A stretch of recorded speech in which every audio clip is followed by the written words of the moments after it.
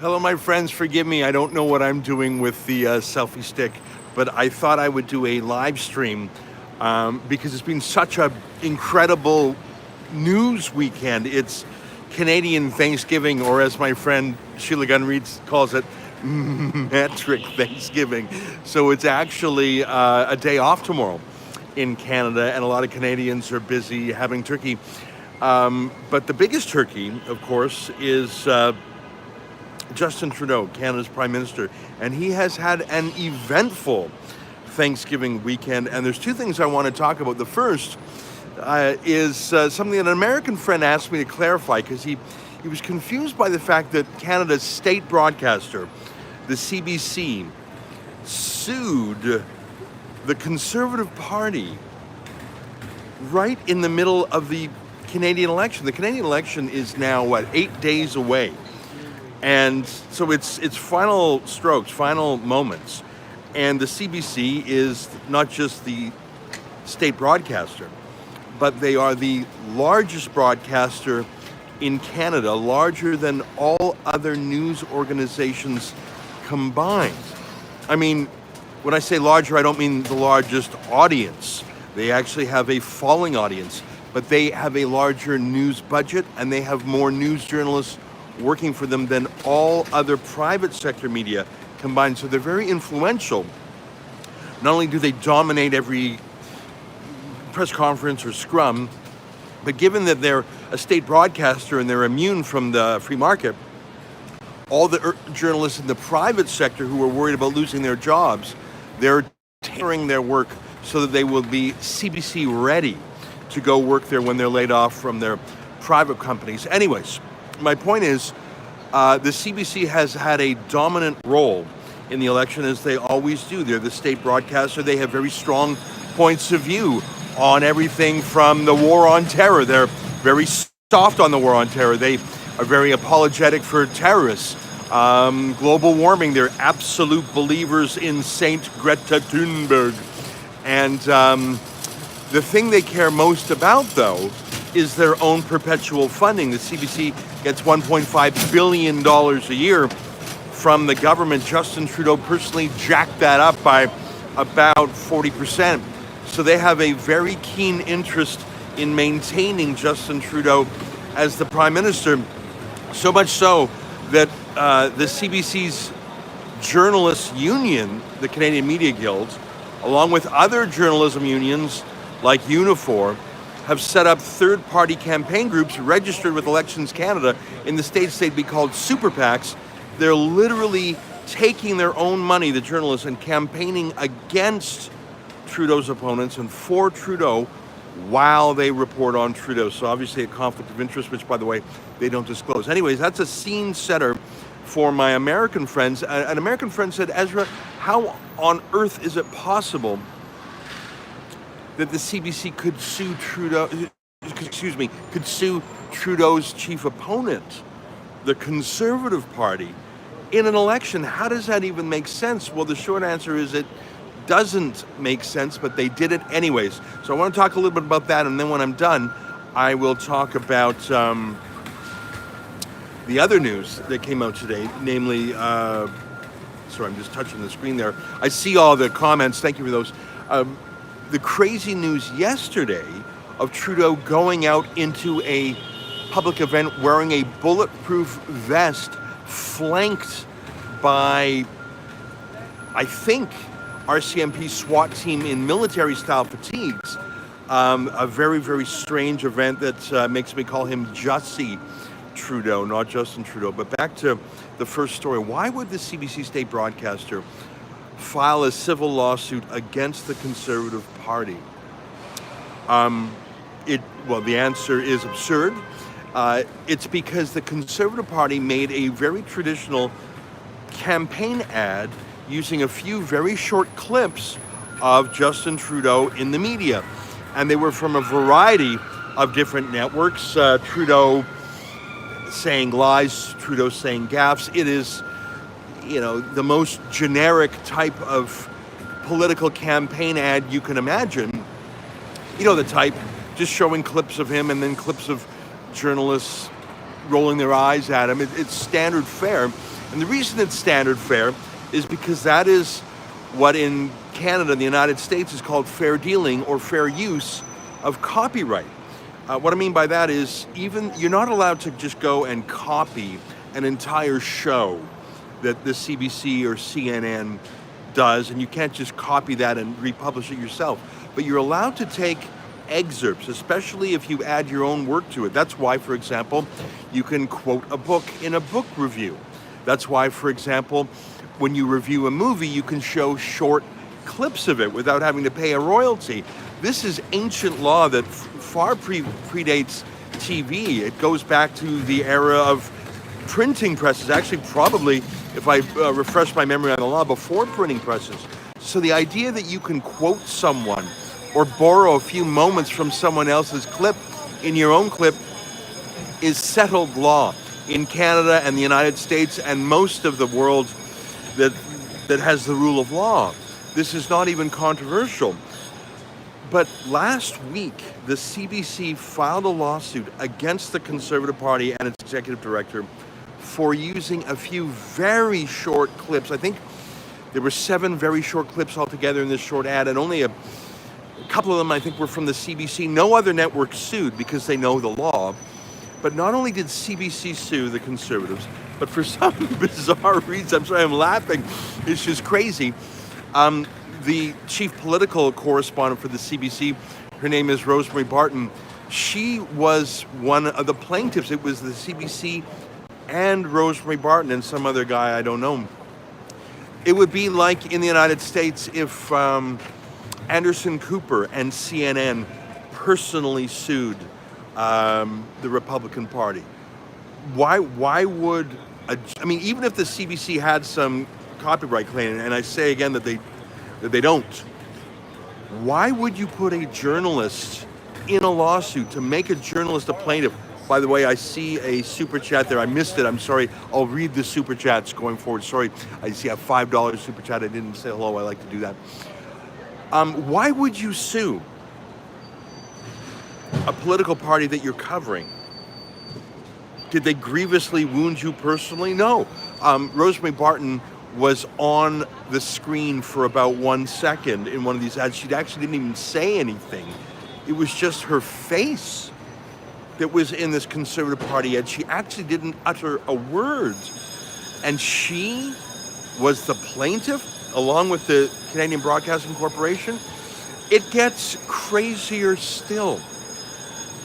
Rosemary Barton was one of the 5 moderators of last week's English language leaders debate. So there was a debate, I forget a Monday night, and the CBC and Rosemary Barton sent a demand letter. That's a threat letter where you send to someone, if you don't stop, I'm going to sue you. They sent that, I think it was on, I'm getting my days a little mixed up, but it was right before the debate. And then on the day of a debate, it was the 10th, they sued. As Rosemary Barton was moderating the debate, she was convening with CBC lawyers and drafting this lawsuit against the party she would then sit as a neutral moderator of. In fact, I think they filed the lawsuit and served it the day of one of the debates. I'm outside right now. I'm not even, I'm just on the street right now, so I don't have all my notes in front of me.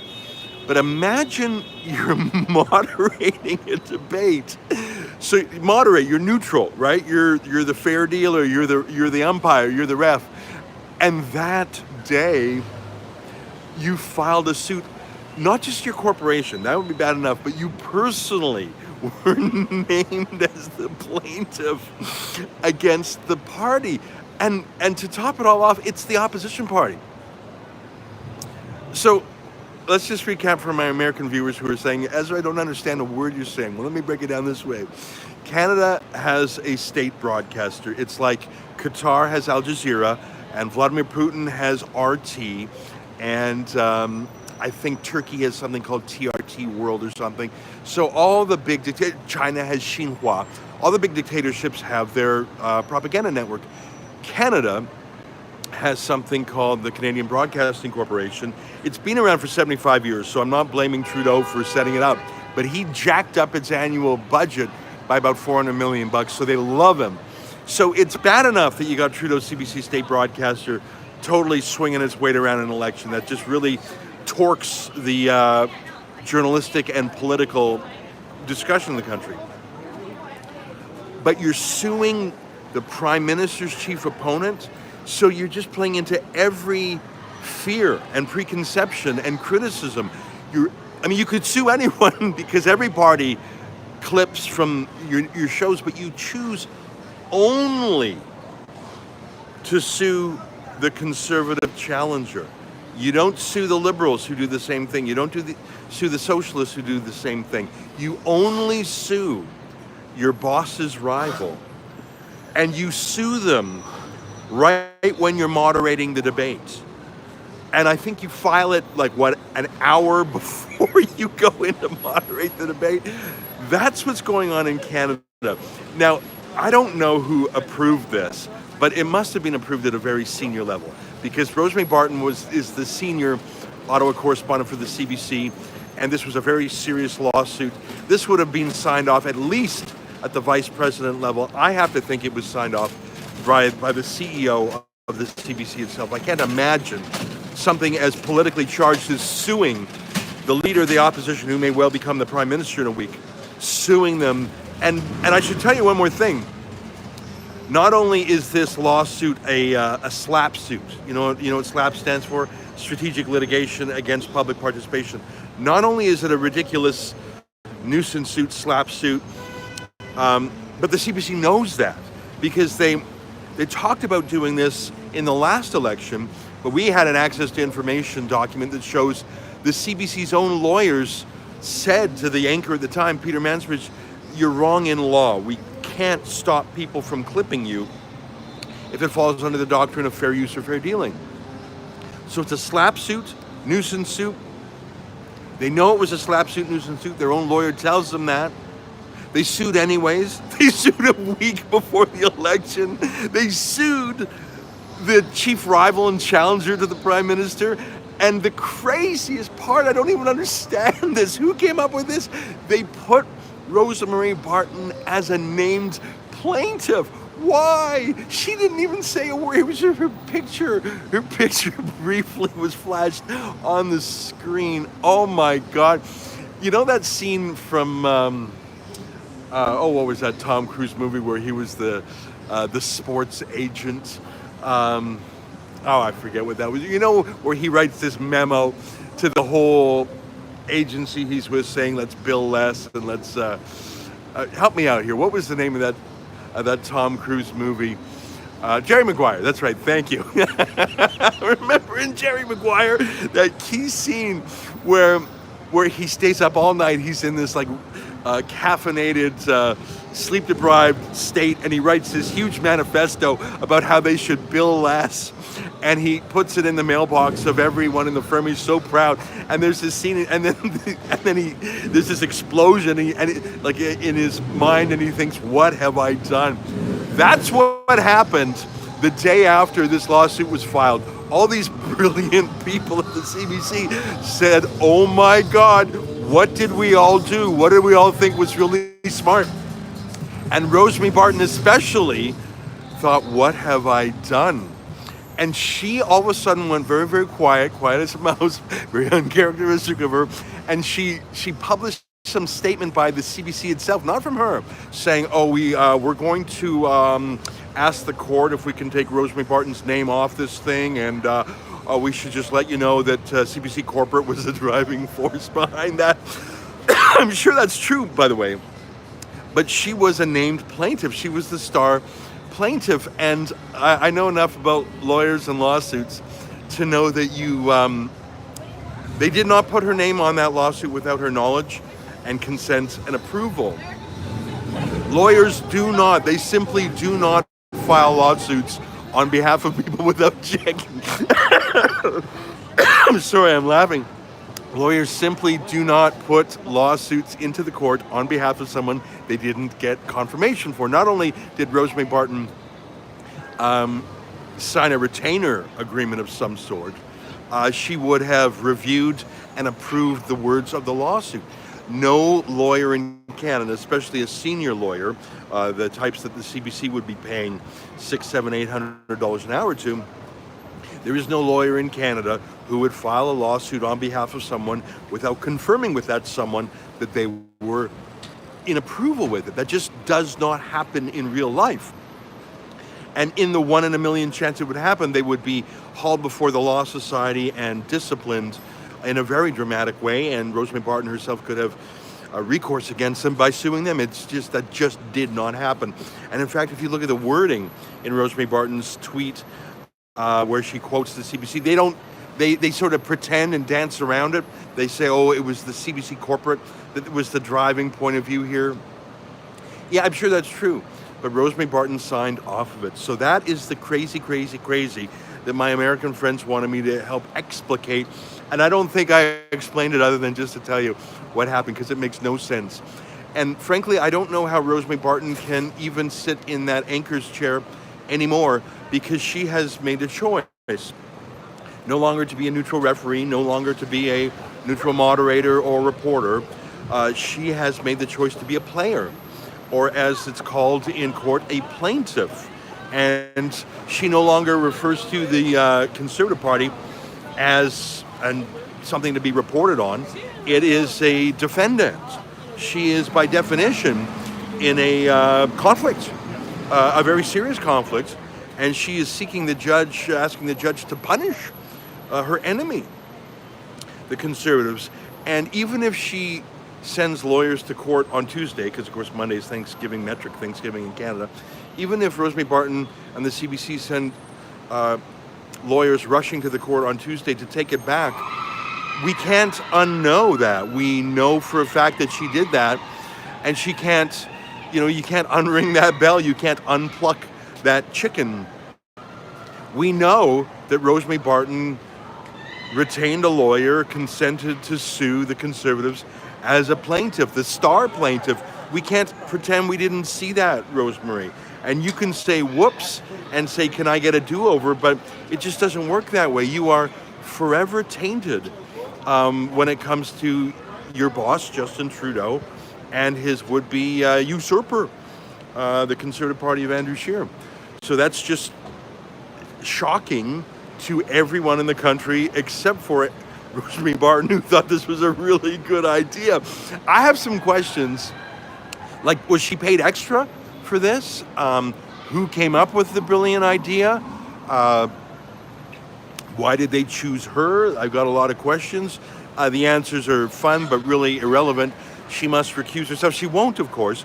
If I were asked by the CBC to help them, I don't want to help them, but if I loved the CBC, I would say you gotta immediately pull her off the election campaign and have her recuse herself. The second thing is, I would see if I was the CBC, if I could bring Peter Mansbridge in to cover the last week of the campaign, because at least he'll get some ratings.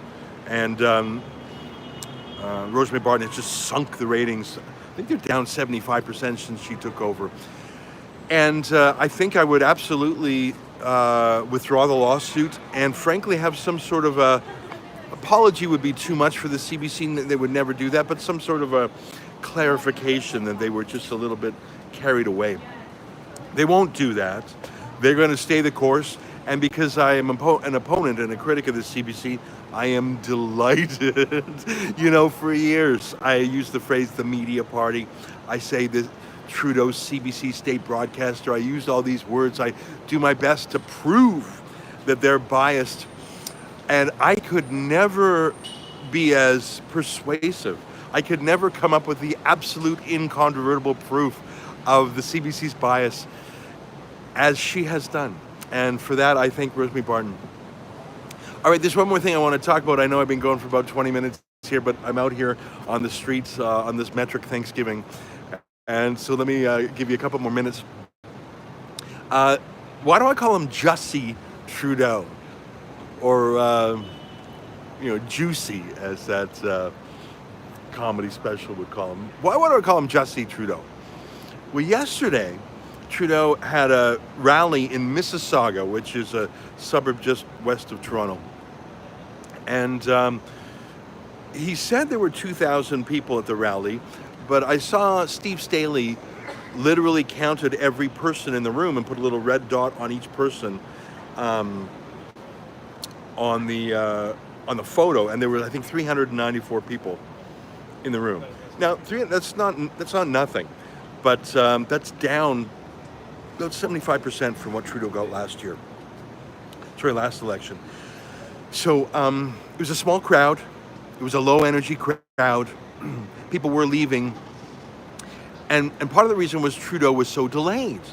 He was half an hour late, then an hour late. And people, there wasn't that excitement. People will wait hours for someone they want to see. Look at those Donald Trump lineups. It's incredible. And Justin Trudeau in 2015 had those huge lineups. But Jussie Trudeau, he was supposed to be talking in Mississauga, and people got frustrated and they started leaving. And then I was following this on Twitter because I thought it was strange. I think, why is he so late? Because the media were there, so his media bus got there on time. So surely he got there. And I was seeing reporters like Glenn McGregor was tweeting about this and said, he's in the building, but who knows why he's not there. And then at around 7 p.m. Eastern time in Mississauga, McGregor reported that Trudeau's wife, a gold digger named Sophie Gregoire Trudeau, and her kids were sent home because, according to a stenographer named Glenn McGregor, it was getting late. Now, these aren't infants. These aren't like infants in diapers or toddlers. It was 7 p.m. I don't know any kids that go to bed at 7 p.m. So I was thinking, that doesn't ring true. Why was Sophie and the kids sent home at 7? Because it was too late. It didn't ring true to me. And then anyways, 88 minutes late, just shy of 90 minutes late, Trudeau comes out with that manic cocaine-style grin, that crazy look he's got sometimes when he's so wired. And, but shockingly, he comes out flanked by a security detail wearing fatigues and a patch that looks like infantry. I have come to the belief that it was the emergency response team of the RCMP. And Trudeau, according to liberal spin doctors, was wearing body armor, soft body armor, as they call it, a bulletproof vest. And you could sort of see it under his shirt. So he's flanked by all these guys with backpacks. And I was talking to some guys, one cop and one military man, and they said there may have been weapons in those bags, in those backpacks that the special security had, but more likely it was sort of bulletproof shields, like cloth bulletproof shields that you could unfurl around a person if they were under attack. And they gave me the example of when Nicolas Maduro was attacked by a drone at some public event. They sort of unfolded these mats, is what they're like. They're like let me just call them like a yoga mat. You unfurl them, and they are enough to stop explosive shards or light firearms. They wouldn't stop a high caliber rifle or anything. So my friends thought that it was the combination of the bomb style vest that Trudeau was wearing. They thought that in the backpacks of these special police was these bulletproof mats. I found that credible. I was trying to figure it out all day, calling whoever I knew, and that's what they said. So if it was dangerous enough that obviously Sophie Trudeau and the kids were sent home, and if it was dangerous enough that Trudeau himself put on a bulletproof vest, and if it was dangerous enough to have this shock and awe of all these really tough dudes wearing military fatigues. I thought they were military at first, but I'm convinced they're RCMP emergency response, like the SWAT team of the RCMP. So if it's that dangerous, you're sending home the wife, you're sending home the kids, you're putting on a bulletproof vest, and you're surrounded by guys having like bulletproof mats. But you don't cancel the rally. Now, there weren't 2,000 people there were 400 people there, but still, those are 400 innocent people. Why would you proceed in an ultra high risk situation? I presume it was ultra high risk because, boy, the cops sure were acting like it. Send the wife and kid home, put on the bulletproof vest on the VIP, have guys walking around them with bulletproof mats. Yeah, if it's that dangerous, guys, why didn't you tell the 400 liberals in the room that it was dangerous? You waited 88 minutes anyways. It was in a closed facility. Maduro was attacked outside by drones. And a lot of Donald Trump's speeches are in massive, massive stadiums. He's got 10, 20,000 people there. They're almost like outdoor venues. But this was 400 liberals in an indoor hotel-style convention center. 88 minutes, you could have easily cleared the room, searched the room physically, and then searched the 400 liberals as they came back in. That wouldn't have even taken 88 minutes.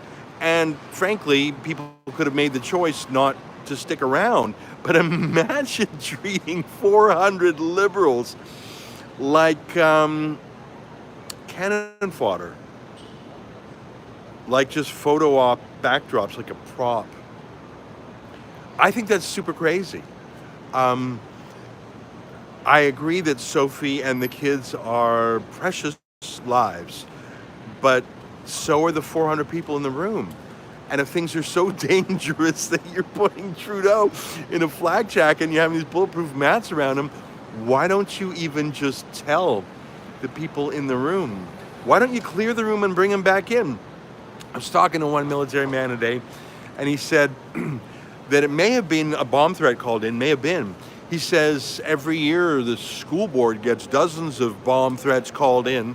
Kids don't want to take a exam, and there's a protocol for what you do. You check it, you clear it, whatever. And I absolutely agree that if there's a bomb threat, and my friend was speculating, but I thought it was a good anecdote. If there's a bomb threat, you have a protocol. Clear the room, check the room, search people. Like, you don't shut everything down permanently for a bomb threat, or there would be no meetings, no conferences, no rallies of any sort. But you make it safe, you check. They made it extremely safe for Sophie and the kids. They made it pretty safe for Trudeau, but they couldn't even give a damn about the 400 guinea pigs there. Just incredible to me. And so it makes me wonder, given Justin Trudeau's penchant for dressing up in costumes, given for his make-believe and the fact that, let's call it the way it is, he's a liar, maybe he was a bit of an exaggerator here too. Maybe it was a bit of a Jussie Trudeau, Jussie Smollett move. I mean, we know he's a fake feminist, he's a groper. We know he's fake about Indigenous reconciliation. He sacked the first and only Aboriginal Attorney General in Canada. We know he's a fake environmentalist. He has not one jet, but two jets. One for all his costumes and his gear. Could it be, I perish the thought, could it be that he's exaggerating for a little bit of press coverage when he got that loving press coverage? Not only that poor Justin, he's the victim of some threat, probably some alt-right threat, probably some right-wing threat. Not only that he's the victim, but hey, progressives, we need to rally around Trudeau, because, of course, in recent days, Jagmeet Singh and the socialists were having a real run in the polls. Don't take it from me, take it from Abacus data. Trudeau's favorite pollster, Jagmeet Singh, is surging. That's their word. So what a crazy weekend, and it just happened to fall on Metric Thanksgiving. So,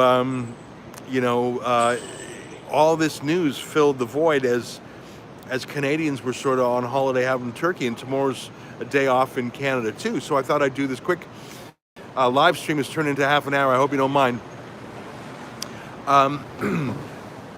it's why don't we take a few questions? I've sort of given you my rant.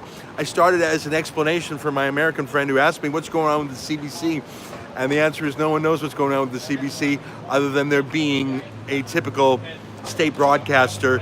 But even Putin's state broadcaster has more subtlety than Trudeau's state broadcaster. I mean, even Putin doesn't make his newscasters literally sue his opponents. And then the Jussie Trudeau costume dress up bulletproof vest thing, I'd be a lot more credulous if they had emptied the room out and not just of his own precious family.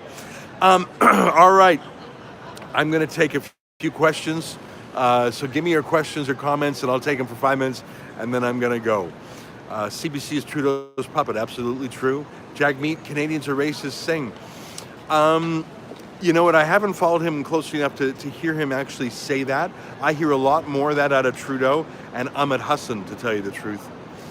Cindy McSeven, something about Pierre Trudeau. Yeah, I noticed that Pierre Trudeau, I remembered today that Pierre Trudeau deployed the in the FLQ crisis about, I guess that's almost 50 years ago now. Trudeau deployed the Canadian military, Trudeau Sr., Pierre Trudeau. Extreme overreaction. I mean, it's true that a couple of mailboxes were blown up and unfortunately someone was killed. But to put an entire province of Canada under martial law, that's just shock and awe military manipulation by Pierre Trudeau, who despised the military. Same thing with Justin Trudeau. He despises police, he despises the military, but he knows how to use them for his own means. That's my view. Ezra, have you ever been to a Trump rally? No, I have not. But one day I would very much like to. They look incredible on TV. Justin is not a liberal, he is a socialist. Well, look, the Liberal Party is whatever it has to be to win. Under Paul Martin, it tacked a little bit to the right. It balanced the budget. Under Justin Trudeau, it's tacked hard to the left, and that's helped it win. Do you think the PPC will pick up seats? Based on what I see right now, I don't think so. I like the PPC style. I like Maxime Bernier's candor. I like the fact that he's unafraid to take on the sacred cows. I just don't see the math there right now. What about the natives in London getting attacked by refugees? Well, listen, that's happening in Canada too. May I remind you of the case of Marisha Shan, a young Chinese-Canadian girl in Burnaby who was raped and murdered, and the suspect who is on trial is one of Trudeau's Syrians. Nationalism is in, PPC. Well, listen, nationalism wasn't wrapping yourself in the flag, wasn't that the liberal move until very recently? Are the polls fake, says Mark. Polls can be torqued a bit, but I think it's pretty competitive. The polling market in Canada is pretty competitive. And you have pollsters who are clearly conservative aligned and some who are clearly liberal and even NDP aligned. So I think it's competitive enough, and there's enough ego on the line that they are trying to be honest. I should remind you, though, that political polls they're rare, right? And they're not rich compared to the kind of year-round polling and focus grouping that governments do. So if you're a pollster and you do favors for someone who becomes prime minister, you'll have those favors repaid to you 100-fold in government contracts. So there is a bias towards the government in polling. But I'd have to say that I'm going to say the polling's accurate enough. What you have to do, though, is break down for regional lumps and wrinkles. So, for example, in Alberta, the Conservatives are polling, 50, 60, 65, maybe 70%. Okay, that's great, but you can only win each district once. So you can win a district with 40% and win it with 80%. You're just, I'm not going to call it wasting votes, but you're piling up votes in a supermajority in a particular district that don't help you. The phrase that pollsters use and others use is the efficiency of votes. So if the Liberals get 35 to 40% in a ton of ridings and just squeak by, that counts a lot more than Conservatives winning 70, 80% in Alberta and Saskatchewan. Gun Cotton 1, PPC is not going anywhere. I don't know if you mean they're not going anywhere, as in they're not going to get anywhere, or they're not going away. everyone I talk to are PPC. Well, I talk to a lot of people who are PPC also for the same reasons I'm sympathetic towards Maxime Bernier. He speaks candidly about issues that Andrew Scheer won't. Talks about freedom of speech, he criticizes the CBC, and I think most importantly, he talks about immigration, both the quality of immigration and the raw numbers of immigration. Just the other day, Andrew Scheer said to that same Rosemary Barton, the CBC plaintiff, that he's fine with Justin Trudeau's 350,000 migrants a year number. So that's very frustrating. People ask me, should they vote PPC or should they vote Conservative? And here's what I say to them. I say, if you're in a riding where your vote won't make a difference. So if you are in, let's say, Red Deer, Alberta, where it's going to go Conservative no matter what, or let's say where I live in St. Paul's, Toronto, where it's going to go Liberal pretty much no matter what, you may as well vote your conscience, because your vote is not going to throw the riding to Trudeau. In St. Paul's, it's going to go to Trudeau anyways, and in Red Deer, it'll never go to Trudeau. So why don't you vote for the party you truly believe in? However, if you're in one of those ridings, it could tip either way. If you're in a 905 area code, if you're in some parts of the Lower Mainland in BC, then you've got to be a little more pragmatic, in my view. You've got to think, look, I like Maxime Bernier, but he's statistically extremely unlikely to win. So the question is, should I vote for the only party that can stop Trudeau, which is the Conservatives? So my advice for viewers is, if you're in a Red Deer or a place like it that's going to go Conservative for sure, vote PPC. If you're in the St. Paul like me, vote PPC, because you're not going to get any Conservative. But if you're in a tight spot, you got to vote for the party that can beat Justin Trudeau. Now, Andrew Scheer is not much of a Conservative, but however much of a Conservative he is, it's more than Trudeau. All right, let's take one or two more questions. Are you back in the UK soon? Yes. And I will put out a video and an email explaining why I'm going back to the UK. It's a bit of a schlep from Canada to go to the UK, but I feel like I report on stories there in a manner that the local UK press don't do. And I can see that a number of Brits and people around the world have come to rely on it. Every time I live tweet a Tommy Robinson trial, I get 3, 4, 5 million views or impressions, as they say on Twitter. That tells me there's an enormous demand for Tommy Robinson news that it's just not being met by the BBC or whatever. The West will separate, Ezra. I have to tell you, I hear that every time I'm out west. I was in Edmonton the other night for my book launch. I was in Calgary a week earlier with Librano's Lawn Signs. People were coming up to me and telling me that, and I have to tell you that if Justin Trudeau wins again, the pipeline will be killed. The Trans Mountain Pipeline, I think it's already been killed. It's like Weekend at Bernie's. They're propping it up just for show. I think that not only will the pipeline be killed, but the carbon tax will come in full effect. They'll bring in Bill C-69 that'll kill any more investment, and Albertans will be desperate. They will feel hopeless. And yes, it's valuable that Jason Kenney beat Rachel Notley, but that doesn't fix anything if there's no pipelines and if there's taxes and if Justin Trudeau and the true Prime Minister of Canada in terms of decision making, which is Gerald Butts, who is an ideological extremist. He's like, I would compare him to Maurice Strong or George Soros. That will kill Alberta permanently. And I'm a former Albertan myself. I still regard myself spiritually as an Albertan, but it is possible for amazing industrial provinces or territories or cities to die. If you doubt me, remember that 75 years ago, Detroit was the richest city in America. It had the highest industrial wage. It was the boom town. It was an industrial magnet, but you put it through 2 generations of Democrats and it's now a disaster. You have net out-migration, you have slums, you have enormous empty buildings. Think of Argentina, what was done there. Think of Venezuela.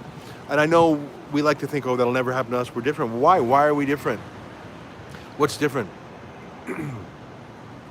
I'm going to read a few more. what happens to mainstream media and free speech if the Liberals fall? Well, then there's some hope. But I should point out a few things about Andrew Scheer again.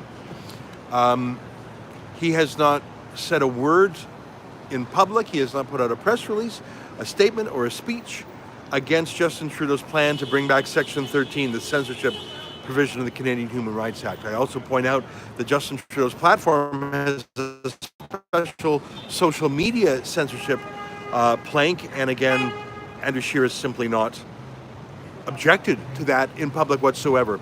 I also note that Andrew Scheer, as far as I have seen, has not come out against the $600 million media bailout, and I simply don't believe that he is going to trim the CBC. If Stephen Harper, mighty Stephen Harper, who had a majority government in the end, who is a true conservative, if he would not defang the CBC, I do not believe that a milquetoast conservative like Andrew Scheer would. We're at 40 minutes. I'll go for 4 more minutes and I'll call it a day. But I'm having fun, and thank you for your lively questions. And it looks like other people are done their metric Thanksgiving turkey, because it looks like I got 1.7 thousand people watching. That's nice. Scheer is referred to, I'm sorry, I didn't see that. Scheer is a criminal as much as Justin. They're fake criminals for the cabal. No, I would not call Scheer a criminal. That's the one thing we know he's not.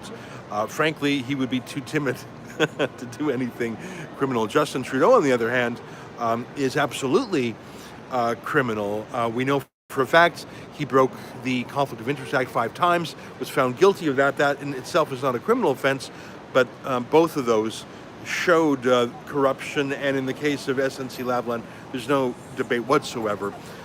He's simply a criminal who has not been charged by the CBC, and I absolutely stand by that. He's corrupt. CBC should be taken down. Well, yeah, it just doesn't make any sense. And the crazy thing is, I mentioned Peter Mansbridge and I mentioned Rosemary Barton. The CBC used to get about 1 million viewers a night for their flagship show, The National. Now it gets, what, maybe 250,000? And by the way, Canada's population has never been bigger, so 1% of Canadians watch The National. Maybe, not even. We get more viewers on a daily basis than the CBC, The National, and our budget is what, 1/1000th of them or something? Rebel needs to be on TV. This message needs to get out. Well, we are on TV. These days, TV is your phone. It's your laptop. It's your PlayStation. And you can, of course, watch it on your TV through Roku and Apple TV. CBC is absolutely corrupt. Well, sure they are, because they are wholly owned by the government of Canada. If you add an adjective to the word journalist, you sort of destroy its meaning. You can't be a government journalist. That's pretty much the opposite of a journalist. Greetings from Mobile, Alabama. Roll, Trump, roll. Well, thank you for tuning in. Appreciate that. West Point and Trudeau, anything more coming out? You're talking about West Point Grey Academy. I recommend Candace Malcolm's great story on tnc.news. I thought she broke some news there. If you don't know what I'm talking about, you can check it out. What do you think of Doug Ford's governing so far? I like Doug Ford, and I tend to discount the shouting against him the same way I discount the anti-Trump chorus. In fact, it has the opposite effect on me. The more the Toronto Star hates Doug Ford, the more I think he might be doing the right thing. It's when the Toronto Star discovers a new Doug Ford that they really like, that's when I get worried. Doug Ford for Ontario only. Yeah, he is proud to star. Any more news on Yaniv and his mother? We haven't been focusing on that lately because we've been focusing on the election. I think we've done a great job on the election, if I can praise my team, especially Cian Bexley and David Menzies, who were just killing it in the debates. We haven't talked about that today, and I don't want to go on too long about that because I want to wrap it up. But as you may have seen, the government banned us from attending these leaders' debates. So we went to the federal court 6 days ago, and my lawyer said, Ezra, it's a long shot. I said, well, we got to do it anyways. You got to fight on principle. We went to the federal court, and wouldn't you know it, we won. We actually won. And so the Federal Court of Canada issued a court order demanding that they accredit us, and Cian Bexley and David Menzies got in. And in fact, they asked more questions than any other journalistic organization. It was great. Is Scheer a viable option? Well, viable is what? I mean, he's the only other leader of a party who, in my view, has the possibility of beating Trudeau. So if that's what you mean by viable, I would say yes. Is he a real conservative? I would say no. Is he better than Trudeau? I would say yes. What about the gun laws? Well, you always got to be careful with the Liberals. Ezra, why aren't you covering the London? I miss that. Sorry, these are going by so fast. Scheer will lose. Well, I don't know. I mean, even the CBC's poll tracker for the first time says that the Conservatives are looking like they have more seats. Matt says, sign a book for me. Yeah, you bet, especially for a fella who chips in $70. Email me your details. Email them to contact@rebelnews.com. Mention your super chat and I'll sign a book and I'll mail it out to you. China has eminent domain over California and Hawaii. I don't know about that, but I think China absolutely is the leading global threat. Scheer doesn't care about the Ontario voters not supporting Ford, hence voting PPC. Yeah, I think Scheer's making a strange move, pushing Doug Ford away. I think Doug Ford is actually more popular in Ontario than Andrew Scheer, and I have some polling data to back that up. Well, listen, more great comments coming through, and I know there's still 1,600 people watching, but I've been giving it for about 46 minutes. What a pleasure to talk with you, and thank you for your generous super chats, those of you who chipped in. I would love a Q&A with you on Trudeau. I think these are just going by so quick I can't really read it. Yes, Ford is popular in Canada. Do you think at this point we're going to end private central banking? Trudeau's bringing Greta. Hey, that's a good point. Greta Thunberg, the mentally ill young person, and I don't say that. She says that. If you watch her TED Talk, Google her TED Talk. And she has a whole thing about her mental illness, how she was suicidal, how she lost a quarter of her body weight, she just stopped eating. She lists her illness, and I don't find that amusing one bit. I think she's a young girl who's being abused by a lot of adults around her, including, frankly, her parents, who remind me of those extreme pageant moms who are living vicariously through their kids. It's one thing to live through your kids. I suppose that's one reason to have kids, is that you get a second life in a way, but not to the point of abusing your daughter if she's mentally ill. And that's sort of her selling feature, is that when she speaks in broken voice, in tears, that's not acting. She really is absolutely depressed about the world, and that's not something to laugh about. But speaking from a Canadian political point of view, she's a foreign activist, heavily funded, coming to Canada in the last week of the campaign to be a third-party campaigner. And it's absolutely against Canadian election law. And it absolutely will be welcomed by the media and by Trudeau, because they need all the help they can get. All right, well, it's just so addictive reading your comments, and I don't want to sign off because I'm just enjoying reading them. But it is getting a little bit late, and I think I'm going to go in. So once again, thanks on behalf of all of us at Rebel News to you around the world. Good night, and keep fighting for freedom.